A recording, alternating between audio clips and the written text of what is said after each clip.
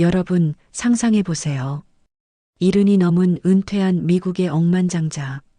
실리콘밸리에서 40년간 기술혁신의 선두에 섰고 세계의 회사를 상장시킨 남자. 하버드 MBA를 거쳐 세계 최대 반도체 기업의 CEO까지 오른 남자.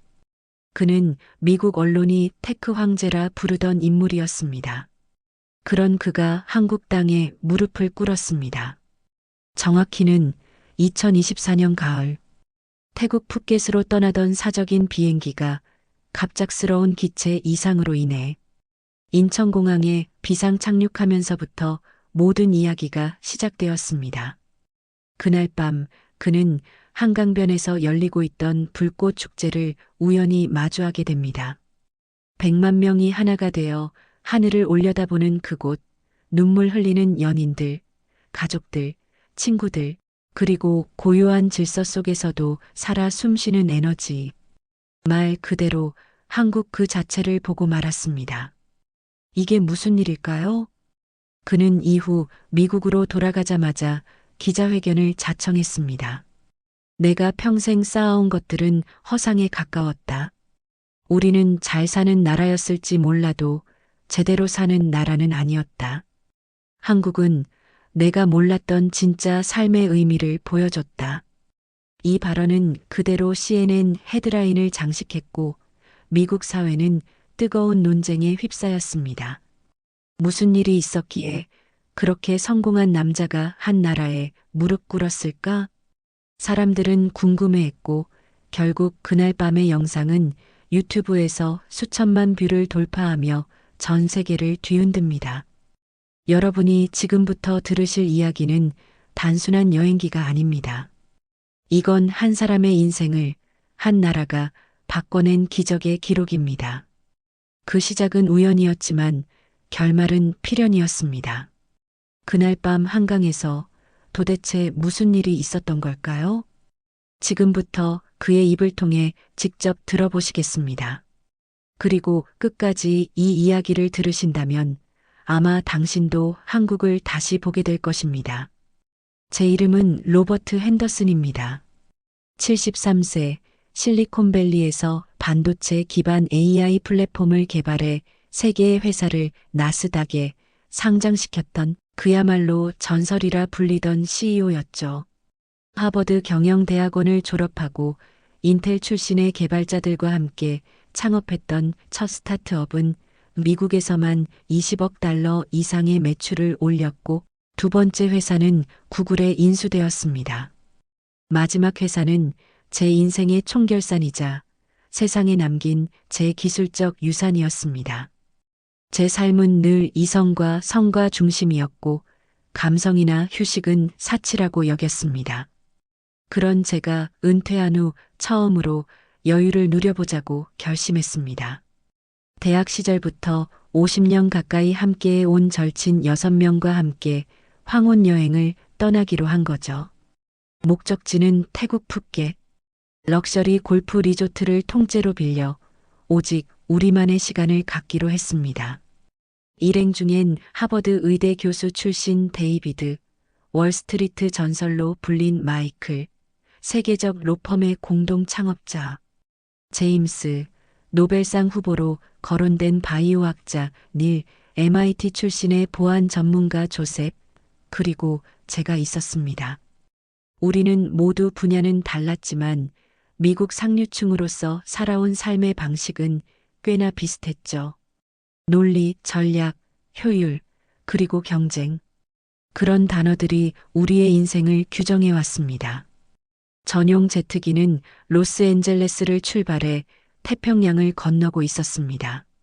12인승 비즈니스 제트기 안에는 우리 일행과 승무원 몇 명뿐, 와인과 샴페인을 곁들이며 젊은 시절 추억과 최근의 미국 정치에 대한 냉소 섞인 대화를 주고받고 있었죠. 여느 때와 다름없는 노년의 유일하고나 할까요? 그런데 예상치 못한 사건이 발생했습니다. 기체가 미세하게 떨리더니 잠시 후 기내 방송이 흘러나왔습니다.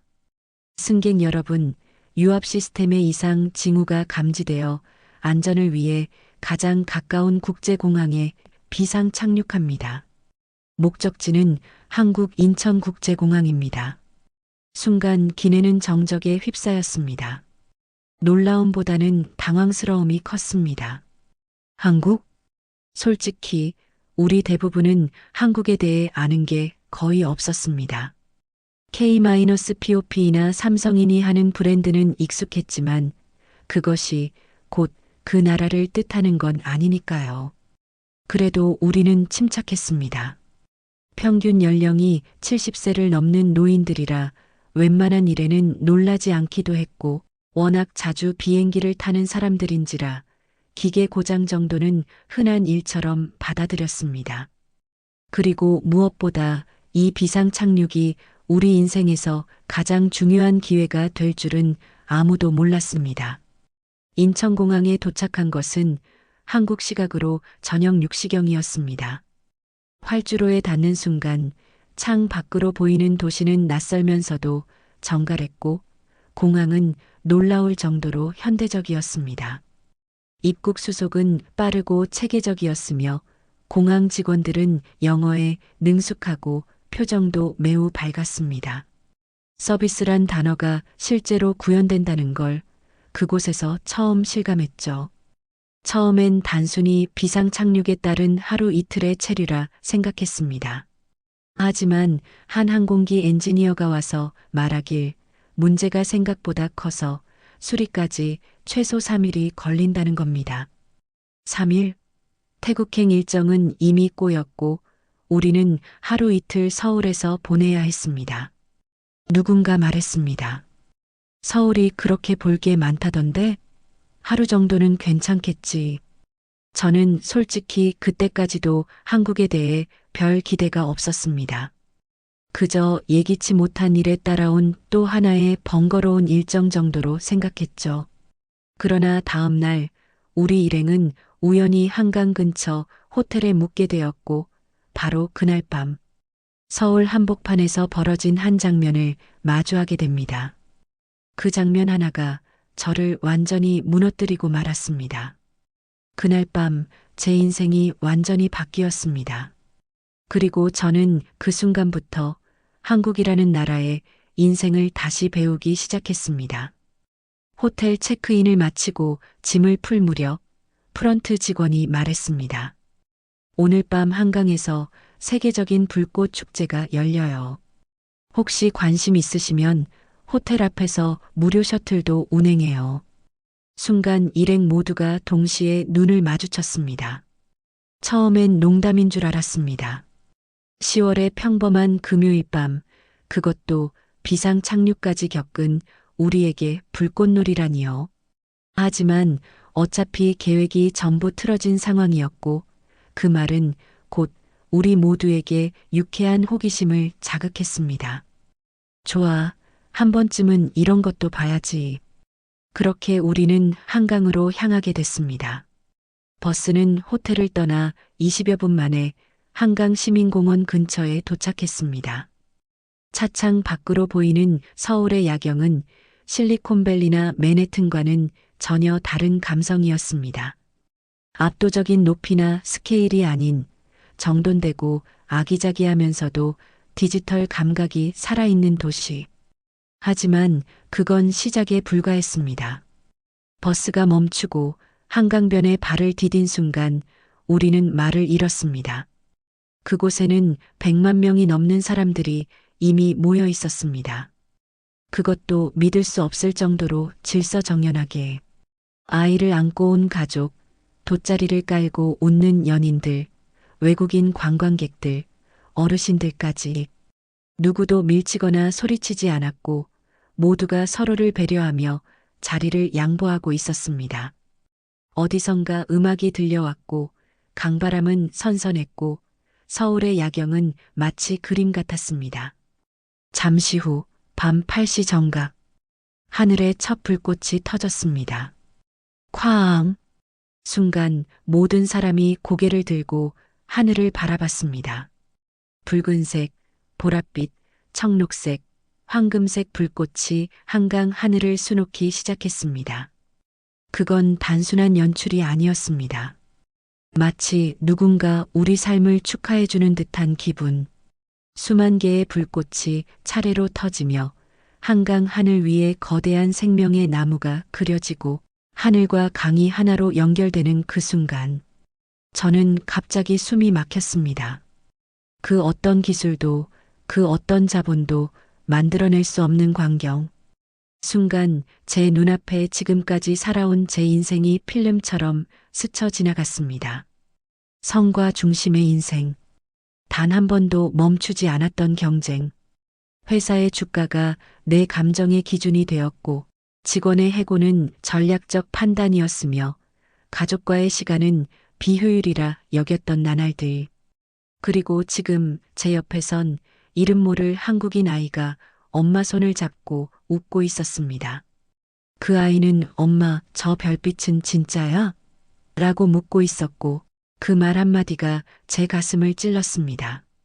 나는 언제 마지막으로 그런 질문을 받아봤던가?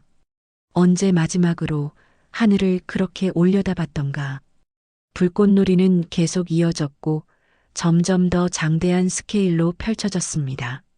세계 어느 도시도 흉내낼 수 없는 연출과 관중들의 감정이 함께 어우러진 축제. 누군가는 고요히 눈물을 흘리고 있었고 누군가는 조용히 손을 잡고 있었습니다. 그 풍경은 말 그대로 삶의 축제였습니다. 그 순간 저는 무너졌습니다. 실리콘밸리의 황제였던 제가, 사람들이 모두 성공한 남자라 칭송하던 제가, 고작 몇 분의 불꽃 앞에서 말없이 울고 있었습니다. 마이클이 제 어깨를 툭 치며 말했습니다. 로버트, 이게 진짜 삶 아니야? 제임스는 고개를 끄덕였고 데이비드는 말이 없었습니다. 우리는 그날 밤 한마디도 하지 않았지만 아무도 그 자리를 떠나지 않았습니다. 불꽃이 모두 사라진 후에도 사람들은 쓰레기를 줍고 자리를 정리하고 헤어질 땐 서로 인사를 나누고 있었습니다. 그 모습까지도 믿기 어려운 장면이었죠. 우리는 호텔로 돌아가는 길에도 아무 말이 없었습니다. 단지 모두가 같은 생각을 하고 있다는 걸 눈빛만으로도 알 수 있었습니다.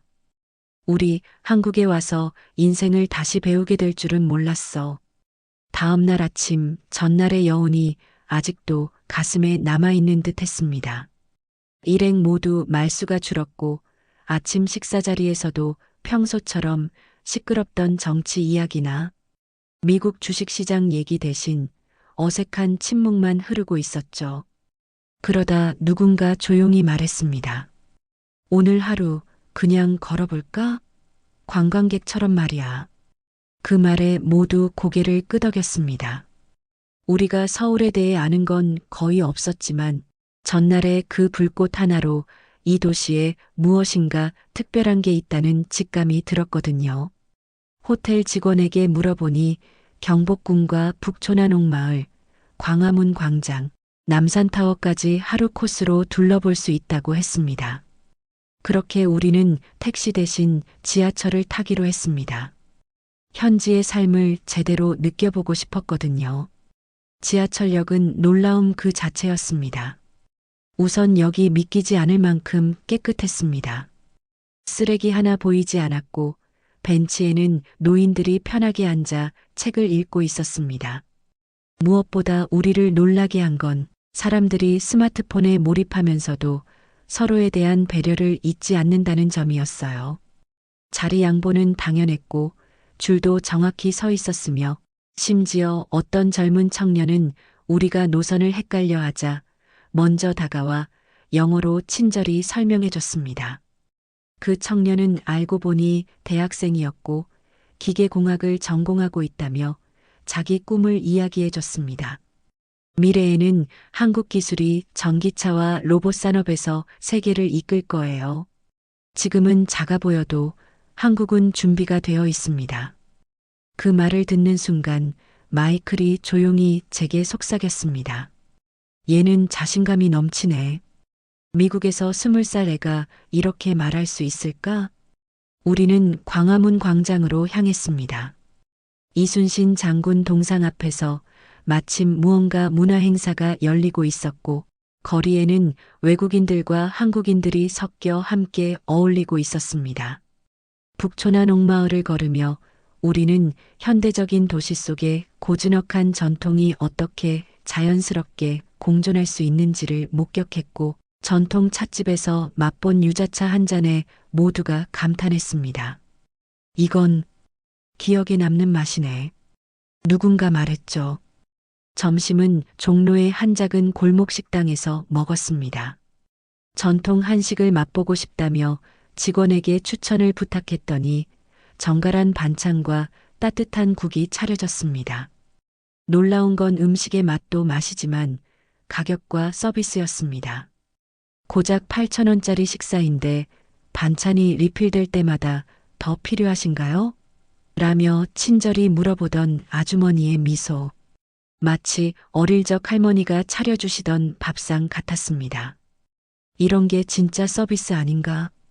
데이비드가 중얼거렸습니다. 그는 평생 환자를 진료해온 의사였지만 병원에서조차 이런 미소는 보기 힘들었다고 했습니다. 우리는 남산타워로 향하는 길에 택시를 탔습니다. 운전기사는 중년의 한국 남성이었는데 우리를 보고 유창한 영어로 말을 걸었습니다. 어디서 오셨어요? 미국이요? 요즘 많이들 오시더라고요. 어제 불꽃놀이 보셨나요? 그의 말에 우리 모두 웃었습니다. 그리고 불꽃놀이를 본 감동을 짧게 전했더니 그가 이렇게 말하더군요. 아, 그거요. 저도 매년 봅니다. 매번 울컥해요. 서울에 살아도 그건 특별하거든요. 저는 무심코 그에게 물었습니다. 당신은 서울이 좋으신가요? 그는 잠시 웃더니 이렇게 말했습니다. 좋고 말고요. 사람 냄새 나는 도시잖아요. 일하다 지쳐도 집에 가는 길에 누군가 손 내밀어주는 그런 도시니까요. 그 한마디에 우리는 또 말이 없었습니다. 이 나라 사람들은 우리가 당연하게 여기고 살아왔던 가치들을 소중히 여기고 있었습니다. 배려, 따뜻함, 정직함. 그리고 그 모든 것들이 이 도시, 서울이라는 이름 안에서 살아 움직이고 있었습니다. 하루 종일 서울을 걸으며 우리는 마치 오래된 벽을 하나씩 허무는 기분이 들었습니다. 그리고 그 안에 오래전 잊고 있었던 사람의 온기라는 게 살아 있었습니다. 그 온기는 실리콘밸리에서는 결코 느껴볼 수 없었던 종류의 것이었습니다. 서울에서의 이틀째, 전날 한강에서 무너졌고 첫날 시내를 걸으며 인생을 다시 배우기 시작한 우리는 어느새 점점 한국이라는 나라에 스며들고 있었습니다. 그날 아침 조셉이 먼저 입을 열었습니다. 혹시 이 나라 기술적으로도 세계 수준이라는 거 실감한 사람 있어? 모두가 고개를 끄덕였습니다. 기술이라면 실리콘밸리 출신인 우리 일행이 가장 잘 안다고 자부했지만 한국에서 직접 체험한 디지털 인프라는 편리함 그 이상이었습니다. 예를 들어 지하철역에서 교통카드를 충전하는 과정은 단 30초, 편의점 계산은 대부분 키오스크 자동결제 시스템으로 이루어졌고 결제가 끝나면 즉시 문자로 영수증이 도착했습니다. 더 놀라운 건 한국에서는 신용카드가 거의 모든 곳에서 통용될 뿐 아니라 QR코드 하나로 식당 주문부터 병원 예약까지 해결된다는 점이었습니다. 오후에 방문한 명동거리에서 우리는 카페에 들어갔습니다. 직원이 안내도 없이 말했습니다. 자리에 앉으시고 키오스크로 주문하시면 됩니다. 처음엔 다소 낯설었지만 화면은 직관적이었고 영어와 일본어, 중국어까지 지원되며 결제도 한 번에 끝났습니다. 우리가 놀란 것은 단순히 이 시스템이 존재한다는 사실이 아니라 그것이 전 연령층에 걸쳐 자연스럽게 사용되고 있다는 점이었습니다. 이날 저녁 숙소에 돌아와 조셉이 진지한 표정으로 말했습니다. 나는 실리콘밸리에서 보안 기술을 개발했고 정부 기관도 상대했지만 이 나라에서 느낀 건 기술이 사람을 위한 것으로 완성되었다는 점이야. 그는 이어서 태블릿을 열고 우리가 지나온 거리에서 촬영한 CCTV 장면들을 보여줬습니다. 보안, 교통, 상점, 공공시설까지 거의 모든 것이 실시간으로 연동되고 있어. 인공지능이 사람의 생활 흐름을 따라가는 게 아니라 사람들이 기술과 함께 살아가는 구조가 된 거지. 우리는 그 말에 잠시 멍해졌습니다. 미국은 여전히 기술이 이익을 중심으로 돌아가고 있었고 데이터는 기업의 자산이었으며 시민은 종종 실험 대상이 되기도 했습니다. 하지만 한국에서는 기술이 시민의 일상 깊숙이 그리고 조용히 녹아들어 있었습니다. 의심받기보다는 신뢰받는 기술, 강요가 아닌 선택을 제공하는 기술. 그건 진짜 성숙한 디지털 사회의 모습이었습니다. 그날 밤 우리는 늦게까지 TV를 켜고 뉴스와 광고, 예능까지 살펴봤습니다. 한국어는 모르지만 자막과 이미지 흐름만으로도 문화의 수준이 느껴졌죠. 광고에는 가족, 공동체, 배려, 자연이라는 키워드가 반복됐고 예능에서는 출연자들이 서로를 배려하며 웃음을 만들어냈습니다. 마이클이 중얼거렸습니다. 미국에서 재미라는 건 보통 누군가를 조롱하거나 극단적인 상황에서 나오지 않나? 여긴 좀 달라 보여. 그리고 그 순간 CNN 특파원이 보도하던 한 영상이 우리 시선을 사로잡았습니다. 바로 전날 한강 불꽃 축제에 모인 100만 명의 질서와 감동을 담은 리포트였습니다. 영상 속 인터뷰에는 외국인 노신사라는 자막과 함께 어딘가 낯익은 얼굴이 비쳐 있었습니다. 바로 제 모습이었습니다. 한국은 지금껏 내가 살아온 나라들과는 다릅니다. 우리는 성공을 좇았지만 이들은 삶을 지켜왔어요. 그 차이를 처음으로 느낀 밤이었습니다.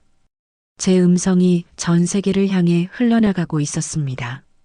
놀랍게도 우리도 몰랐던 사이에 축제장에 있던 기자가 인터뷰를 했고 그 영상이 지금 세계 곳곳으로 퍼지고 있던 겁니다. 핸드폰에는 갑자기 알림이 쏟아졌고 미국의 지인들, 가족들, 심지어 MIT 후배들까지 메시지를 보냈습니다. 로버트, 정말이야? 당신이 그런 말을 하다니 감동이야. 한국이 그런 나라인 줄 몰랐어. 저는 깊은 숨을 쉬었습니다. 그리고 조용히 대답했습니다. 그래, 나도 몰랐어.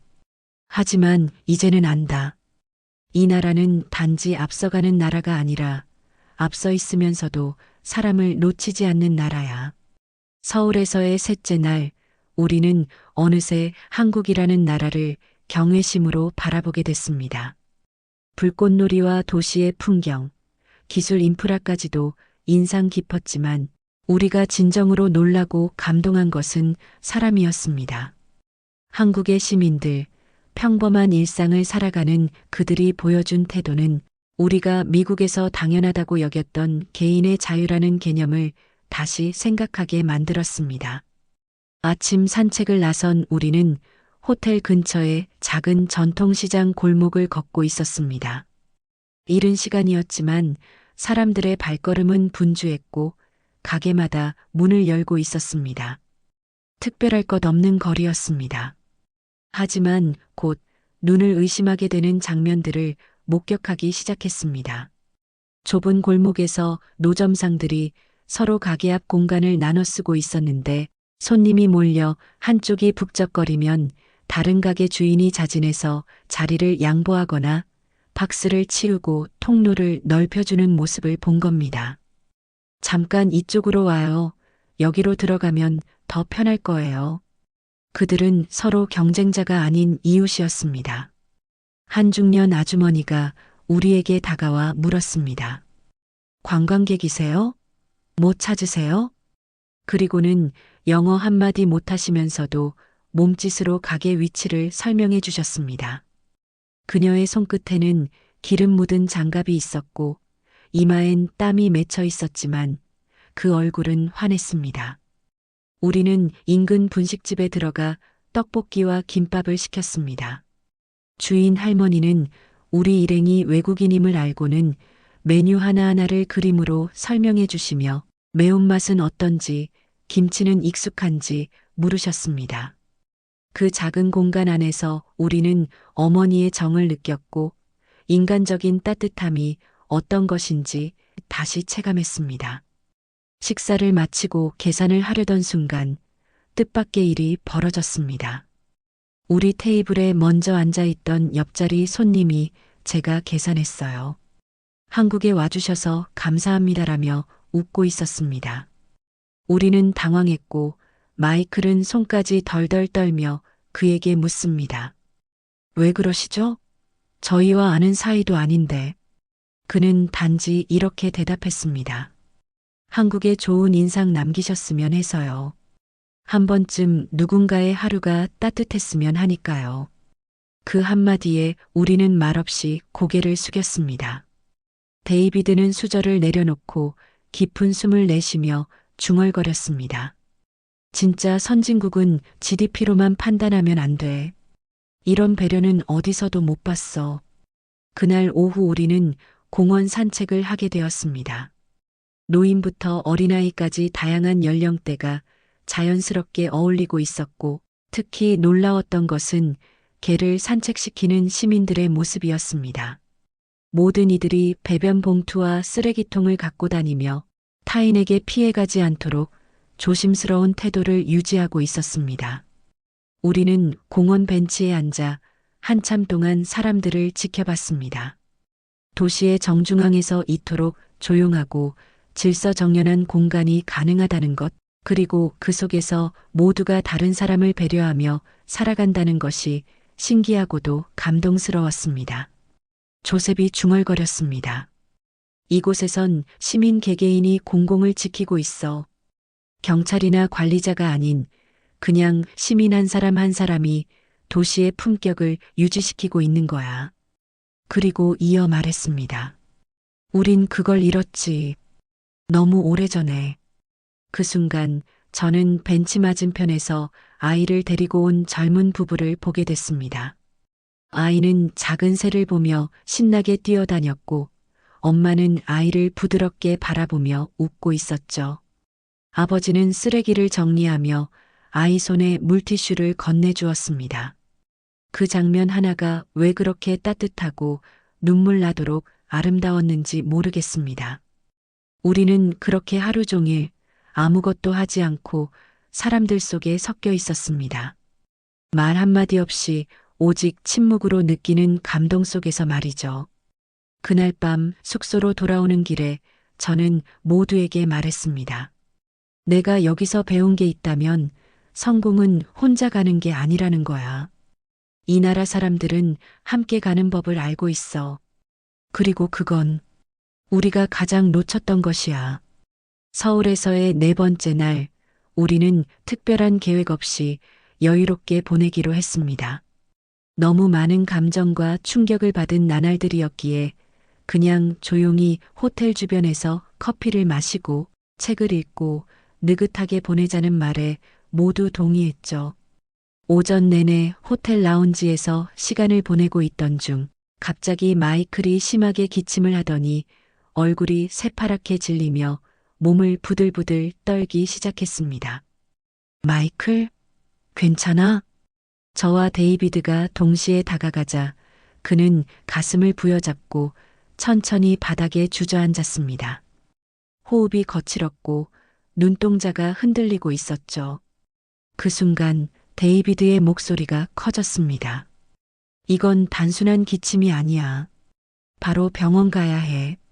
빨리 119에 연락해. 놀랍게도 호텔 직원은 이미 무전을 통해 연락을 취하고 있었습니다.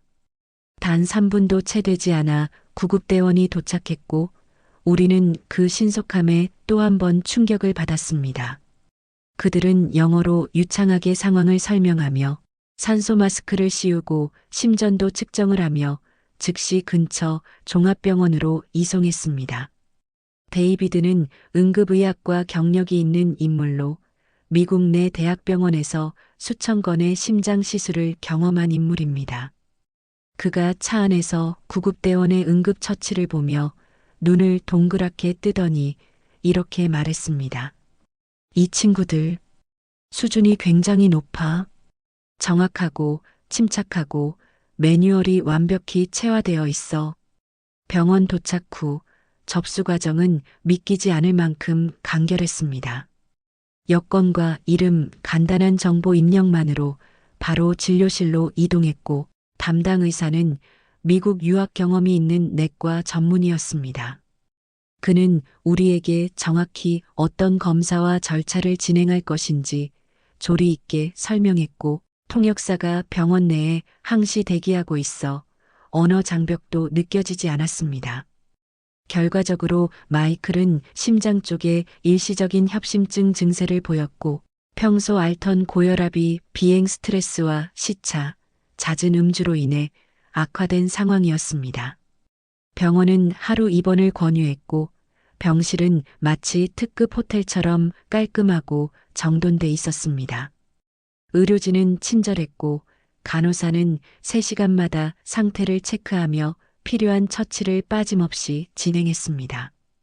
미국 같았으면 어떨까요? 응급실 대기만 수시간. 의사 한 명 만나기 위해 종이 수십 장을 작성하고 보험회사와의 전화 통화만으로도 진이 빠졌을 것입니다. 게다가 마이클처럼 전직 금융인이라는 이유로 프라이버시를 강조하며 병원 정보 공유를 극도로 꺼렸겠죠. 하지만 한국에서는 달랐습니다. 환자의 상태가 우선이었고 효율은 인류애를 침해하지 않았으며 시스템은 사람을 위해 작동하고 있었습니다. 다음 날 퇴원한 마이클은 우리 앞에서 울었습니다. 그는 평생 돈으로 안 되는 건 없다는 말을 입버릇처럼 해온 인물이었습니다. 그런 그가 말했습니다. 내가 돈을 아무리 벌어도 이런 의료 시스템은 못 만들었을 거야. 한국은 나를 살렸고 내 오만함도 함께 치유했어. 그날 저녁 우리는 조용히 한식당에 앉아 마이클의 회복을 축하하며 건배를 했습니다. 전날 밤 마셨던 와인도 고급 호텔도 해외 골프장도 모두 무의미하게 느껴졌습니다. 오히려 우리는 순댓국과 된장찌개를 앞에 두고 진심 어린 감사의 마음을 나눴고 한 그릇의 따뜻한 국이 주는 위안이 얼마나 큰지를 그제야 알았습니다. 조셉이 말했습니다. 진짜 선진국은 위기에서 드러나는 법이야. 한국은 우리가 위기에 처했을 때 침착하게 우리를 안아줬어. 그날 이후 우리 일행의 대화 주제는 달라졌습니다. 더 이상 주식 시세나 실리콘밸리 뉴스가 오가지 않았고 오직 한국이라는 나라의 구조, 문화, 인간 중심적 시스템에 대한 이야기만이 오고 갔습니다. 그때 데이비드가 조용히 말했습니다. 우리가 여길 그냥 떠날 수 있을까? 이건 단지 여행이 아니야. 이건 우리가 다시 태어나는 과정이야. 마이클의 입원과 회복을 통해 한국의 의료 시스템을 직접 체험한 우리는 본격적으로 생각이 달라지기 시작했습니다. 처음에는 단순한 비상 착륙으로 인한 예기치 못한 정체였던 이 체류가 어느 순간부터는 자발적인 머물므로 바뀌어 가고 있었죠. 누구도 먼저 미국으로 돌아가자는 말을 꺼내지 않았습니다. 심지어 호텔 예약 연장과 비행기 일정 변경을 위한 논의가 자연스럽게 흘러나왔습니다. 이쯤 되면 그냥 더 있어 보는 거 어때? 제임스가 웃으며 말하자 조셉이 바로 반응했습니다. 난 찬성이야. 솔직히 미국 돌아가도 뭐가 달라질까? 우리는 그 말을 부정할 수 없었습니다. 실리콘밸리, 월스트리트, 하버드, MIT. 그곳은 성공의 절정을 찍은 우리의 무대였지만 지금은 그 어느 곳에서도 위로나 따뜻함을 느끼기 어려운 사회가 되어 있었습니다. 그래서일까요? 우리는 자연스럽게 한국을 배움의 공간으로 받아들이기 시작했습니다. 더 알고 싶었고, 더 느끼고 싶었고 이 나라 사람들과 더 가까워지고 싶었습니다. 다음 날 아침 우리는 각자의 취향대로 하루를 보내기로 했습니다. 누군가는 국립중앙박물관을 찾았고 누군가는 도서관과 서점을 기웃거렸으며 저는 북촌의 한옥 게스트하우스에서 반나절을 보내기로 했습니다. 그곳 주인은 정년 퇴직 후 게스트하우스를 운영하고 있는 60대 한국 부부였습니다. 그들은 영어를 유창하게 하진 못했지만 마음을 다해 대화를 이어가려 했습니다. 저는 작은 다다미 방에 앉아 한국 전통차를 마시며 벽에 걸린 붓글씨를 바라봤습니다. 비움은 채움보다 더 어렵다. 그 문장이 가슴에 박혔습니다.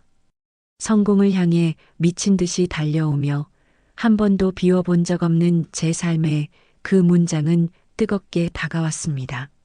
무언가를 내려놓는다는 것, 비운다는 것, 그것이야말로 삶의 진짜 여백이라는 걸 이곳에서 처음 알게 됐습니다. 오후에는 일행이 모두 인사동 근처의 찻집에 모였습니다. 각자 하루 동안의 경험을 나누는 자리였죠. 데이비드는 한국의 약국에서 대화했던 젊은 약사의 진심 어린 설명에 감동했다고 했고, 제임스는 도서관에서 아이들과 책을 읽는 어르신들의 자원봉사를 보며 눈물을 흘렸다고 고백했습니다. 난 평생 법과 정의만 외쳤지만 여긴 정의가 법보다 먼저인 곳 같아. 사람들이 법이 없더라도 지킬 걸 지키는 문화가 있어. 그 말에 조셉도 고개를 끄덕였습니다. 난 버스 정류장에서 줄 서 있는 사람들을 보고 놀랐어. 아무도 감시하지 않는데 모두 자연스럽게 자기 순서를 지켜. 이건 시스템이 아니라 문화야. 우리 대화는 점점 진지해졌습니다. 더 오래 있고 싶다는 바람, 한국 사회를 더 깊이 알고 싶다는 욕심, 그리고 어쩌면 새로운 삶의 가능성에 대한 희망까지. 마이클이 조심스럽게 말을 꺼냈습니다. 혹시 말이야, 우리 중 한 명이라도 여기 살면 어떨까? 비자나 거주 조건 같은 걸 알아볼 수도 있고, 그게 말이 안 되는 얘기일까? 아무도 웃지 않았습니다. 정적이 흘렀고 그 침묵은 동이라는 의미로 채워졌습니다. 그날 밤 우리는 각자 숙소로 돌아가는 길에 다시 한강을 찾았습니다. 이번에는 축제가 없었지만 그 조용한 강변이 더 특별하게 느껴졌습니다. 벤치에 앉아 흐르는 강물을 바라보며 저는 속으로 생각했습니다. 이 강은 그냥 물줄기가 아니라 시간의 흐름이고 인생의 방향 같아. 우리가 미국에서 살아온 삶은 거칠고 빠른 급류였지만 여기선 강물이 잔잔하고 깊게 흘러. 그리고 무엇보다 그 흐름이 사람을 위로해줘. 서울의 밤은 여전히 조용했고 도시는 늦은 시간까지도 안전했습니다. 우리 일행은 그날 또 하나의 결심을 하게 되었습니다. 이제부터의 여행은 단순한 체험이 아니라 진짜로 살아보는 여정으로 이어지게 될 것이라고요. 서울에서의 5번째 날. 이제 우리는 스스로 관광객이라는 말조차 꺼내지 않았습니다. 일행 모두가 제각기 하루를 보냈고 그날은 각자의 감정을 따라 움직이는 데에 집중하자고 했습니다. 그만큼 한국이라는 도시는 우리에게 스스로 움직일 수 있는 충분한 안전함과 따뜻함을 제공하고 있었죠. 조셉은 인공지능 스타트업 투어에 참석하기 위해 판교로 향했고 제임스는 한국 사법 시스템에 대해 관심이 생겼다며 대학교의 공개 강좌를 들으러 갔습니다. 데이비드는 국립암센터의 진료 시스템과 암 환자 지원 시설을 직접 방문했고 마이클은 회복 중인 몸을 이끌고 서울숲 공원을 산책하겠다고 나섰습니다. 그리고 저는 경복궁 근처의 한 무료 역사 해설 프로그램에 등록했습니다. 솔직히 말하자면 해설을 제대로 알아듣기보다는 그 해설을 하는 사람을 보고 싶었던 것이죠. 서울시에서 운영하는 그 프로그램의 해설사는 은퇴 후 자원봉사로 역사 이야기를 들려주는 70대 할아버지였습니다. 그는 우리가 외국인이란 걸 알아채고도 당황하지 않았습니다. 영어가 유창하진 않았지만 천천히 또박또박 눈빛과 몸짓으로 설명을 이어갔습니다. 이곳은 조선의 중심이었던 경복궁입니다. 백성을 먼저 생각했던 세종대왕이 이곳에서 한글을 창제했고 그 정신은 지금도 한국인들의 마음속에 살아 있습니다. 그의 말 하나하나는 유려한 영어보다도 훨씬 강한 울림이 있었습니다. 그 순간 저는 그가 단순히 역사 지식을 전달하고 있는 게 아니라 한 나라의 정신을, 문화를, 철학을 몸으로 전하고 있다는 걸 느꼈습니다. 해설이 끝난 뒤 저는 용기를 내어 그에게 말을 걸었습니다. 할아버지, 당신은 왜 이런 일을 하시나요? 그는 살짝 웃으며 주머니에서 낡은 수첩을 꺼내더니 그 속의 문장을 보여줬습니다. 가르침은 남을 위한 것이 아니라 나를 위한 것이다. 이건 제가 젊었을 때 스승에게 배운 말입니다. 이 나라는 배움을 통해 성장했어요. 그리고 그 배움을 나누지 않으면 안 되는 책임이 우리 세대에게 있다고 생각합니다. 저는 말문이 막혔습니다. 그는 단순한 시민이 아니라 진정한 교육자였고 철학자였으며 무엇보다 삶을 나누는 사람이었습니다. 그날 저녁 일행 모두가 저녁 식사 자리에서 각자의 경험을 공유했습니다. 조셉은 자신이 방문한 스타트업 사무실에서 20대 한국 청년 창업가와의 대화를 이야기했습니다. 그 청년은 이렇게 말했다고 합니다. 저희는 세계를 향해 가고 있어요. 하지만 한국은 절대 미국을 따라가는 나라가 아니에요. 우리는 우리의 방식으로 더 따뜻하고 정직한 기술을 만들고 싶어요. 그 말에 조셉은 고개를 끄덕이며 말했습니다. 난 평생 해커를 막는 기술을 만들었지만 이 청년은 사람을 지키는 기술을 만들고 있었어. 제임스는 강의실에서 만난 로스쿨 학생의 말을 전했습니다. 법은 사람을 벌주기 위한 게 아니라 보호하기 위한 거예요. 한국은 그걸 아직도 믿고 있는 나라 같아요. 그리고 데이비드는 국립암센터에서 만난 자원봉사자 아주머니의 말을 전하며 목이 메었습니다. 그 아주머니는 매일 암 환자 가족을 위해 도시락을 싸오며 이렇게 말했다고 합니다. 나는 남편을 암으로 먼저 보냈어요. 그래서 여기에 와요. 그때 받았던 위로를 다른 사람에게도 돌려주고 싶어서요. 마이클은 서울숲에서 우연히 만난 노부부와 벤치에 앉아 1시간을 보냈다고 했습니다. 노부부는 손을 꼭 잡고 앉아 삶이 무엇이냐는 그의 질문에 이렇게 대답했습니다. 매일 함께 걷고 밥 먹고 날씨 이야기하고 눈 마주치고 웃는 거. 그게 사는 거지요.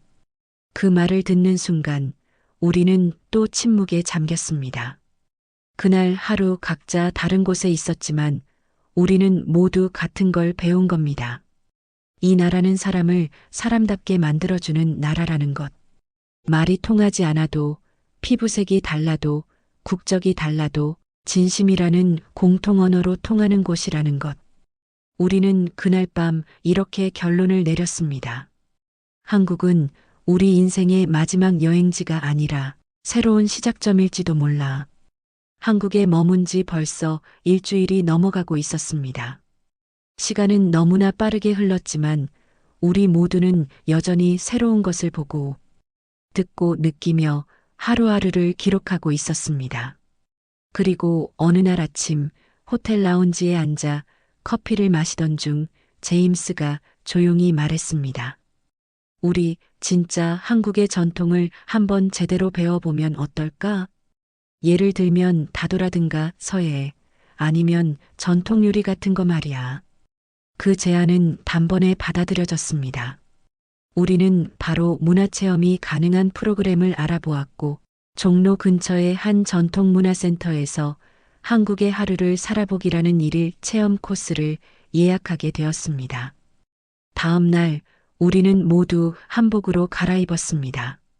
처음엔 익숙지 않은 복식에 어색해하던 마이클조차 거울을 보며 웃었습니다. 이 옷, 사람을 단정하게 만드는 힘이 있네. 등이 저절로 펴지는 느낌이야. 그날의 첫 수업은 다도 체험이었습니다. 정갈하게 정리된 찻상 앞에 앉자 한국인 선생님이 조용한 목소리로 말했습니다. 차는 마시는 게 아니라 느끼는 것입니다. 속도를 줄이고 마음을 가라앉히는 것이 먼저입니다. 우리는 그 말에 따라 숨을 고르고 천천히 잔을 들었습니다. 뜨거운 물이 주전자에서 조용히 흘러나오고 찻잔이 따뜻해지는 동안 우리는 자연스럽게 침묵 속에 빠졌습니다. 그리고 그 순간 우리가 얼마나 많은 시간을 침묵 없이 살아왔는지를 깨달았습니다. 차는 결국 사람입니다. 상대에게 차를 내리는 마음이 곧 그 사람의 품격이지요. 선생님의 말 한마디 한마디가 마치 마음속을 찌르는 듯 했습니다. 우리는 그제야 알았습니다. 이곳에서는 문화가 관광 상품이 아니라 일상 속 깊숙이 녹아있는 삶의 태도라는 것을. 이어진 서예 시간에도 우리는 또 다른 감동을 받았습니다. 붓을 잡기 전 먹을 갈며 10분간 마음을 다스리는 과정에서 우리는 글자보다 자세를 먼저 배우게 됐고 서예 선생님은 말했습니다. 글씨는 마음입니다. 마음이 바르면 글씨는 저절로 바르게 나옵니다. 그 단순한 문장이 성공을 위해 살아온 우리의 삶을 뒤흔들었습니다. 우리는 마음보다 성과를 중시했고 글씨보다 숫자를 중요시했습니다. 하지만 이 나라에선 그 모든 반대의 가치가 여전히 살아 숨쉬고 있었습니다. 마지막으로 참여한 전통 음식 만들기 체험에서는 김치와 떡을 함께 만들었습니다. 우리는 요리사가 아니라 70대 어르신들과 마주 앉아 음식을 빚었습니다. 그분들은 요리를 설명하기보다는 손으로 직접 잡아주고 눈빛으로 방법을 알려주었습니다. 마치 오래된 친구처럼 자연스럽고 따뜻했습니다. 그날 만든 떡을 서로 나누어 먹던 시간, 마이클이 조용히 말했습니다. 내가 평생 고급 문화라 믿었던 것들이 여기선 누구나 일상에서 누리는 거였어. 조셉도 말했습니다. 우리는 미술관과 콘서트홀에서만 문화를 경험했지. 하지만 여긴 밥상 위에 골목길에 찻잔 하나에도 문화가 살아있어. 그리고 저는 조용히 생각했습니다. 한국이라는 나라는 문화를 보여주기 위해 만들지 않았다. 그들은 원래 그렇게 살아왔던 것이고 그것이 자연스럽게 문화가 된 것이라는 걸. 저녁 무렵 한옥마당에 앉아 우리는 마지막 차 한 잔을 나눴습니다. 그곳엔 조명도 없었고 음악도 없었습니다. 하지만 바람소리, 낙엽 떨어지는 소리, 마당 끝에서 개 짖는 소리까지 모든 것이 조화를 이루고 있었습니다. 그 순간 저는 깨달았습니다. 이 나라의 문화는 장식이 아니라 사람의 삶을 담는 그릇이라는 것을. 우리는 그렇게 또 한 번 배웠습니다. 속도보다 방향이 중요하다는 것, 크기보다 깊이가 중요하다는 것, 그리고 무엇보다 삶은 경쟁이 아니라 함께 만들어가는 여정이라는 것을요. 서울에서의 나날은 우리에게 끝없는 깨달음을 주었습니다. 하지만 그날 저녁 한 명이 조심스럽게 입을 열었습니다. 이렇게 큰 도시에서만 머물다 보면 진짜 한국을 다 본 건 아닐지도 몰라.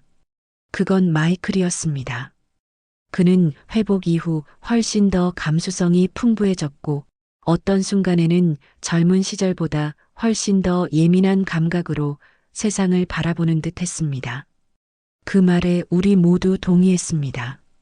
서울은 분명 놀랍고 경이로운 도시였지만 도시라는 무대는 결국 현대의 상징이었고 어쩌면 진짜 한국은 더 조용하고 더 단순한 곳에 숨겨져 있을지도 모른다는 생각이 들었습니다. 우리는 여행사를 통하지 않고 직접 지방 도시를 계획했습니다. 가장 먼저 정한 곳은 전라도의 작은 도시 남원이었습니다. 그곳은 고즈넉한 풍경과 전통 가옥이 남아있고 소박한 사람들이 살아가는 곳이라고 했습니다. 기차를 타고 서울을 떠나 남원으로 향하는 동안 창밖으로 펼쳐진 풍경은 또 다른 세계였습니다. 높은 빌딩 대신 넓은 들판, 구불구불한 강줄기, 그리고 산기슭에 자리한 작고 정겨운 마을들이 우리를 맞이했죠.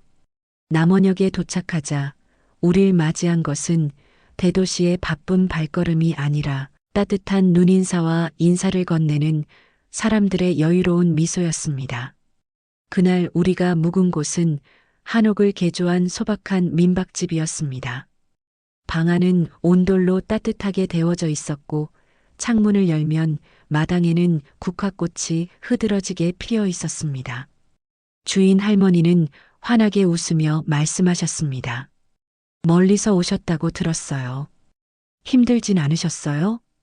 우리는 이 짧은 인사 한마디에 마음이 풀렸고 그날 저녁 할머니가 차려주신 된장찌개와 고등어구이, 손수 담근 김치 한 접시에서 환대라는 단어의 진짜 의미를 다시금 체험했습니다. 다음 날 아침 우리는 인근의 작은 산사를 찾았습니다. 차로 20분쯤 달리자 깊은 산속 나무 사이에 자리한 사찰이 모습을 드러냈습니다.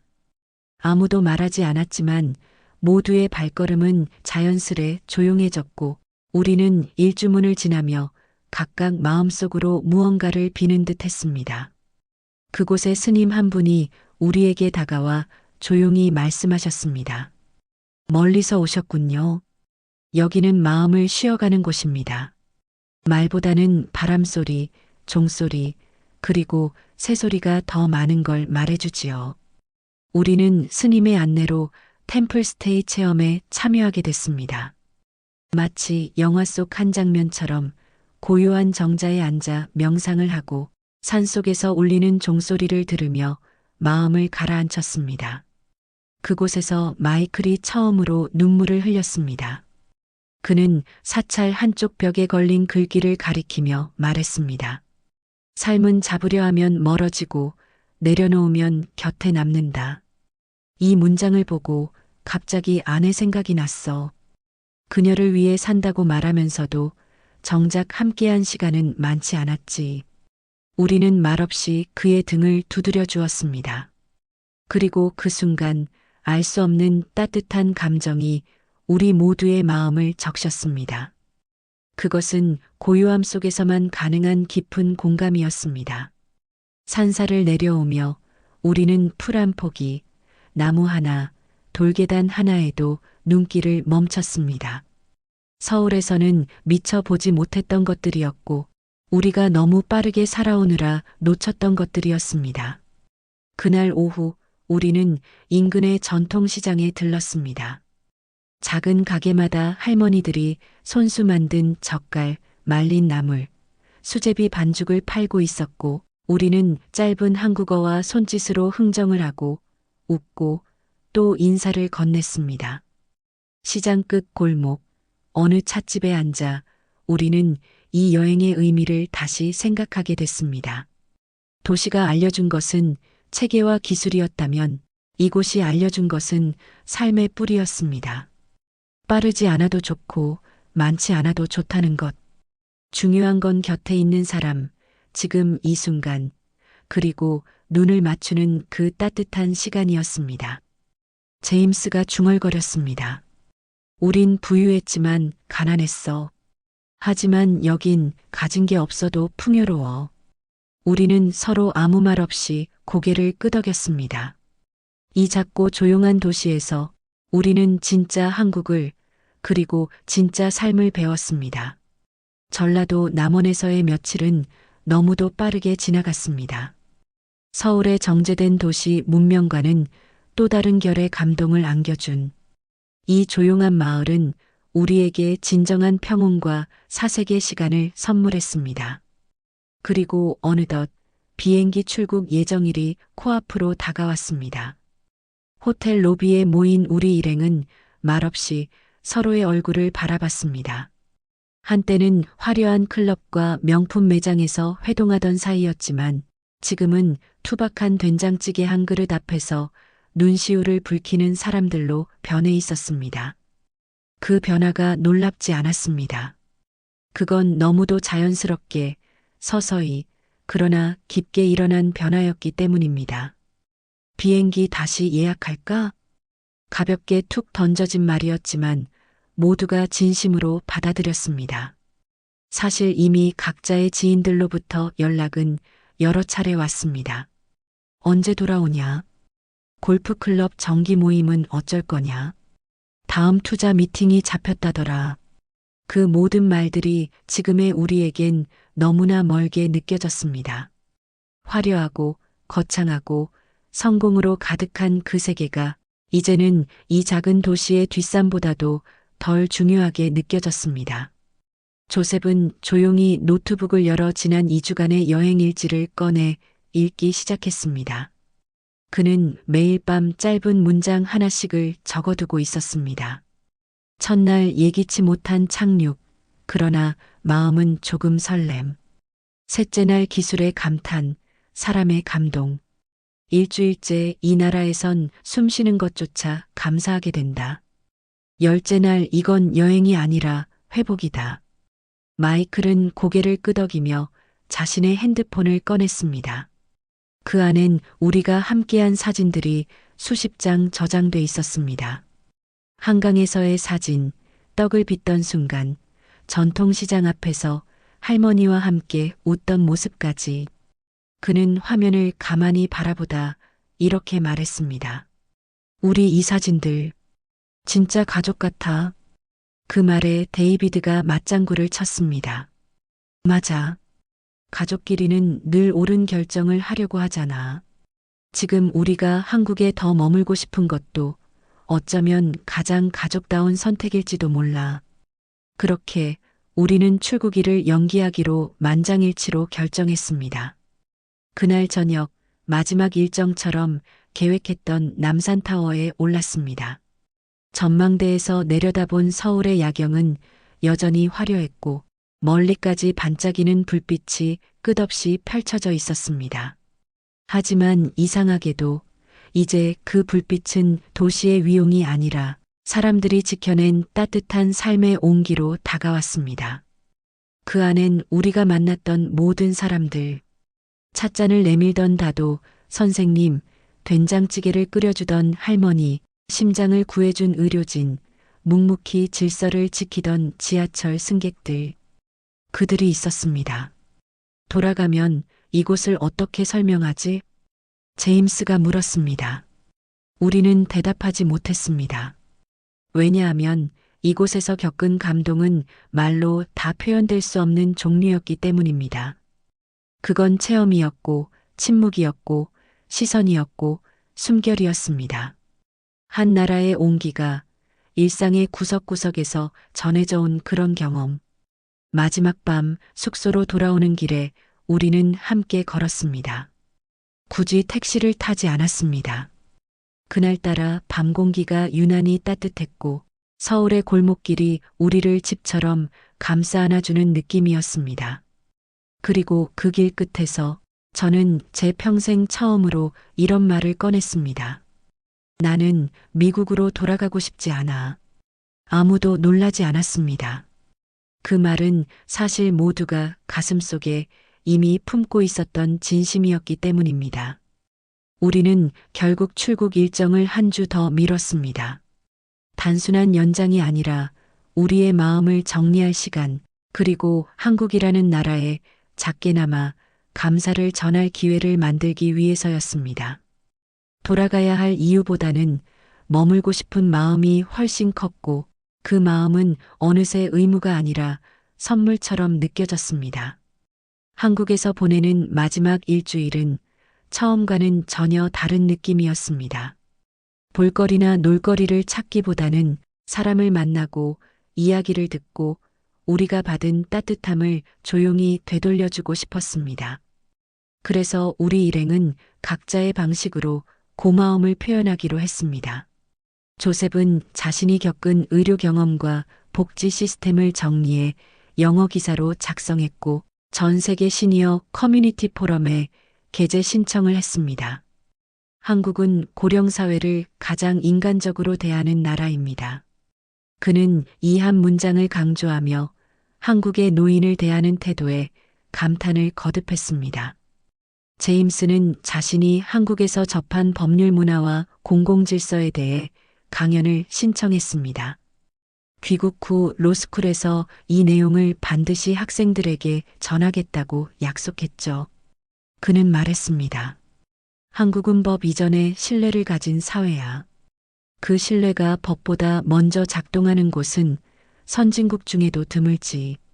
데이비드는 자신이 방문했던 암센터에 후원을 결심했습니다. 그는 자녀들에게도 유언처럼 말했습니다. 아빠가 떠나면 한국의 이 병원에 기부가 계속되도록 해다오. 그곳은 생명을 숫자로 보지 않는 병원이었어. 마이클은 말없이 작은 수첩 하나를 내밀었습니다. 그 안엔 우리가 함께 만났던 모든 사람들의 이름, 장소, 그리고 그가 느꼈던 감정들이 적혀 있었습니다. 그중 한 장엔 이런 문장이 적혀 있었죠. 이들은 나를 살렸고 나의 믿음도 살려냈다. 그리고 저는 조용히 이 편지를 남깁니다. 혹시 이 영상을 보고 계신 한국에 누군가가 있다면 꼭 전하고 싶습니다. 당신들이 있어서 우리가 변했습니다. 저희는 자본과 성공의 중심에서 살아온 사람들이었습니다. 이 세상에서 무엇이 가장 소중한지 이미 알고 있다고 착각했습니다. 하지만 한국에 와서야 깨달았습니다. 따뜻한 말 한마디, 음식을 건네는 손길, 버스 정류장에서 질서를 지키는 모습, 빗속에서도 우산을 나누어 쓰던 사람들, 아무도 보지 않는 골목에서 쓰레기를 주워 담던 노인분, 어느 누구도 아닌 누군가를 위해 도시락을 싸는 사람들. 우리는 그런 장면들에 감동했고 그 진심 앞에 감히 고개를 들 수 없었습니다. 한국은 단지 발전한 나라가 아닙니다. 한국은 배려가 문화가 된 나라였습니다. 그 배려는 제도도 아니고 명령도 아니고 습관도 아니었습니다. 그건 마음이었습니다. 서로를 향한 존중과 애정, 그리고 함께 살아가는 사회를 지키려는 의지였습니다. 우리는 이제 압니다. 무엇을 따라가야 하는지가 아니라 무엇을 지켜야 하는지를 말입니다. 마지막 날 우리는 한 장의 손편지를 호텔 데스크에 맡겼습니다. 그 안엔 영어로 그리고 서툰 한국어로 이렇게 적혀 있었습니다. 감사합니다. 한국. 당신들 덕분에 우리는 사람다운 사람이 될 수 있었습니다. 그 은혜 잊지 않겠습니다. 한국에서의 마지막 아침은 유난히 조용했습니다. 숙소 창밖으로 보이던 은행나무들이 황금빛으로 물들어 있었고 어디선가 들려오는 아침 종소리조차 이별을 아쉬워하는 듯 했습니다. 짐을 꾸리며 우리는 각자 마음속에 무거운 뭔가를 담은 채 조용히 출국장을 향했습니다. 비행기는 다시 샌프란시스코로 향했습니다. 구름 위를 지나며 아래로 보이는 한반도는 그저 지도 속의 작은 땅덩이가 아니었습니다. 거기엔 우리가 만났던 수많은 사람들, 우리를 울게 했던 말들, 그리고 새로운 삶을 열어준 이야기들이 고스란히 남아 있었습니다. 미국으로 돌아온 첫날, 우리를 맞이한 건 고급 세단, 호화로운 집, 그리고 수많은 미팅 일정이었습니다.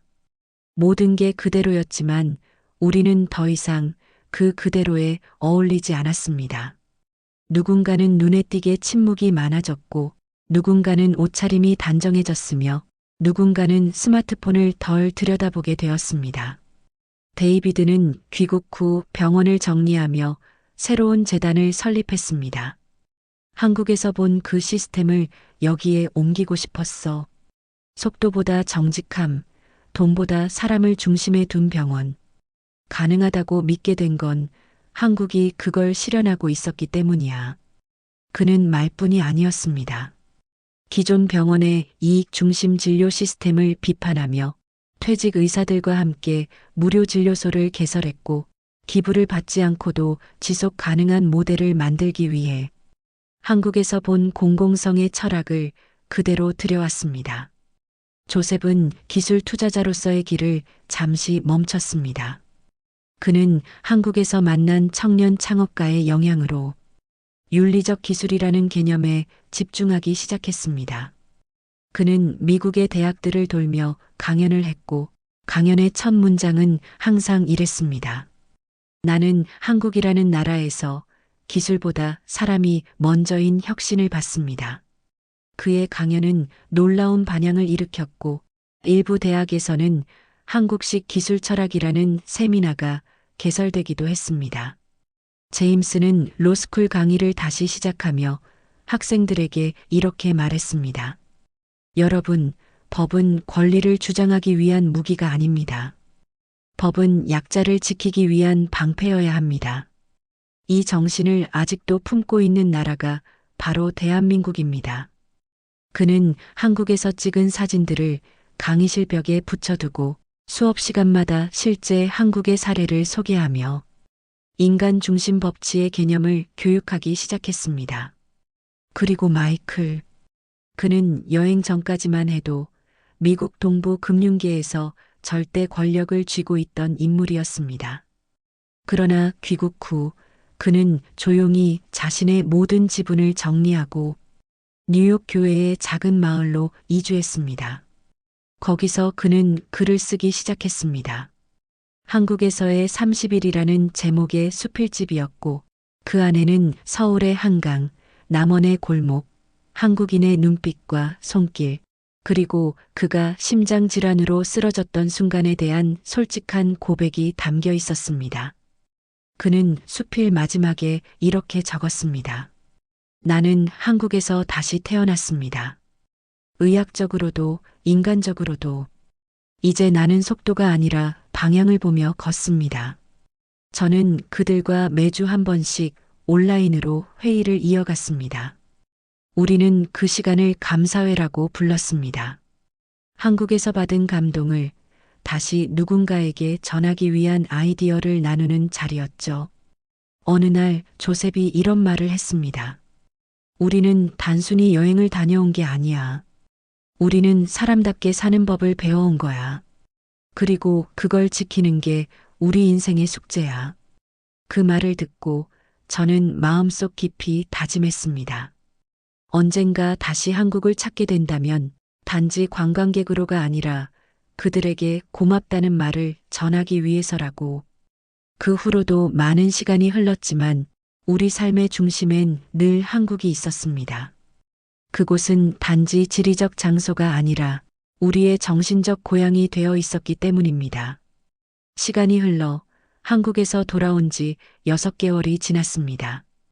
우리는 다시 각자의 삶으로 복귀했지만 그 삶은 이전과 완전히 달라져 있었습니다. 그리고 놀랍게도 우리의 변화는 우리만의 일이 아니었습니다. 가까운 가족, 동료, 친구들까지도 조금씩, 그러나 확실하게 달라지고 있었죠. 조셉의 손녀는 MIT 공대에 재학 중이었습니다. 늘 효율과 기술, 인공지능의 정확도를 연구하던 그 아이가 어느 날 조용히 할아버지에게 물었습니다. 할아버지, 기술이 사람을 위한 거라면 왜 사람은 점점 외로워지는 걸까요? 조셉은 미소 지으며 대답했습니다. 그래서 내가 한국에서 돌아왔을 때 제일 먼저 내게 얘기해주고 싶었던 게 그거야. 거긴 기술이 아니라 사람이 중심인 나라였거든. 그 대화를 계기로 손녀는 졸업 논문의 주제를 바꿨습니다. 기술을 통한 사회적 연결, 특히 고령자와 약자를 위한 설계 시스템 개발. 그리고 그 연구의 시작점엔 언제나 대한민국의 사례가 있었습니다.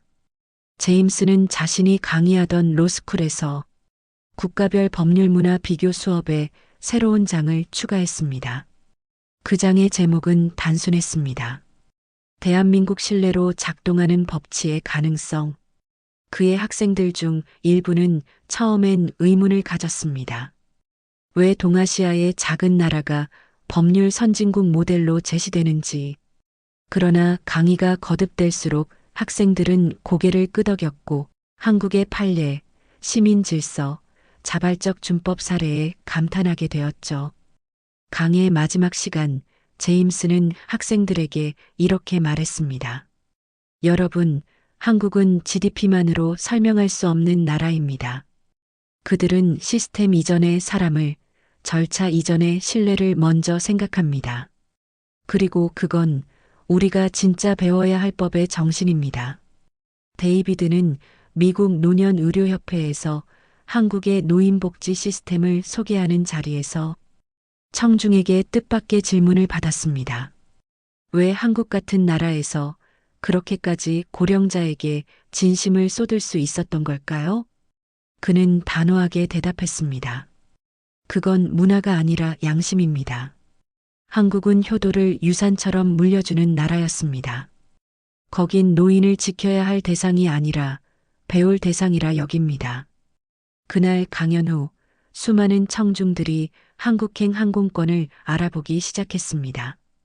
직접 보고 느끼겠다는 결심이 생겼기 때문이었습니다. 마이클은 수필집을 출간한 이후 여러 언론과 인터뷰를 했습니다. 그는 매번 같은 말을 반복했습니다.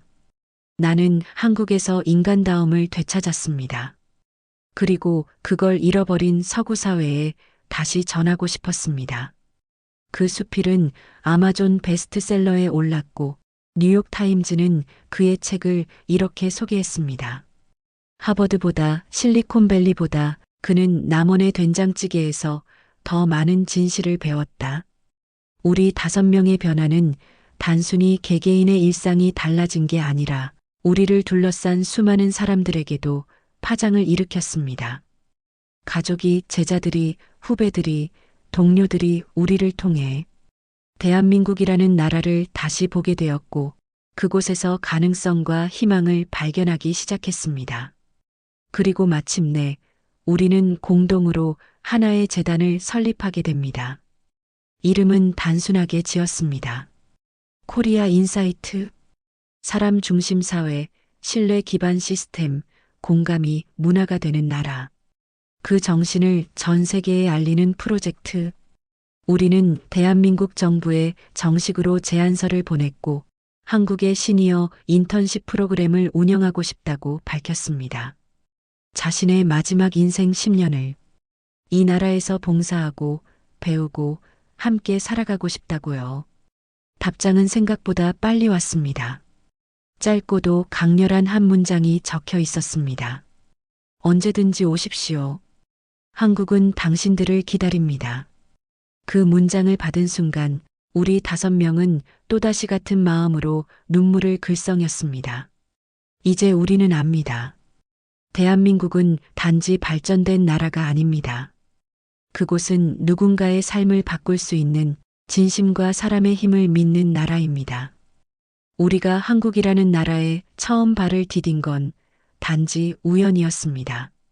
비행기 착륙을 피할 수 없어 들렀던 공항이었고 계획에도 없던 도시였고 심지어 제대로 된 목적도 없이 시작된 여행이었습니다. 그러나 지금 돌아보면 그건 운명이었습니다. 우리가 이 나이까지 살아온 이유가 그곳에 있었는지도 모릅니다. 인생의 대부분을 경쟁과 성공 속에서 살아온 우리에게 한국은 완전히 다른 세상이었습니다. 그곳에선 누가 먼저 성공했느냐보다 누가 끝까지 옆을 지켰느냐가 더 중요했고 얼마나 많이 벌었느냐보다 얼마나 많이 나누었느냐가 더 존경받는 기준이었습니다. 사람들이 조용히 서로를 배려했고 길거리에서조차 질서와 따뜻함이 살아있었고 심지어 서로 얼굴도 모르는 이들이 자연스럽게 안부를 물어주는 나라. 그런 나라에서 우리는 비로소 사람답게 사는 법을 배웠습니다. 그 후 우리는 각자의 방식으로 한국에서의 감동을 주변에 전했습니다. 수많은 강연, 책, 재단 활동을 이어가며 우리가 겪은 작지만 거대한 이야기를 알렸습니다. 그 이야기의 공통점은 항상 같았습니다. 대한민국은 세상에서 가장 따뜻한 나라입니다. 우리는 이제 더 이상 젊지 않습니다. 인생의 황혼기에 서 있고 남은 시간이 얼마일지 모릅니다. 하지만 한 가지는 분명히 말할 수 있습니다. 우리의 삶은 분명히 한국 이전과 한국 이후로 나뉘었습니다.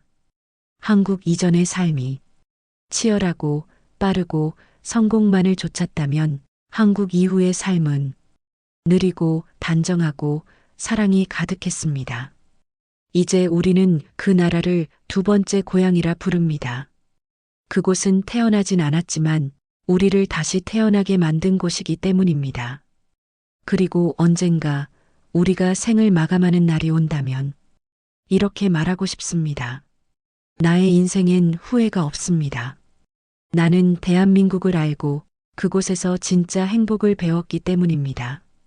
이것이 우리 5명의 이야기이자 지금도 어디선가 또 다른 감동을 만들고 있는 대한민국을 향한 작고도 진심 어린 고백입니다.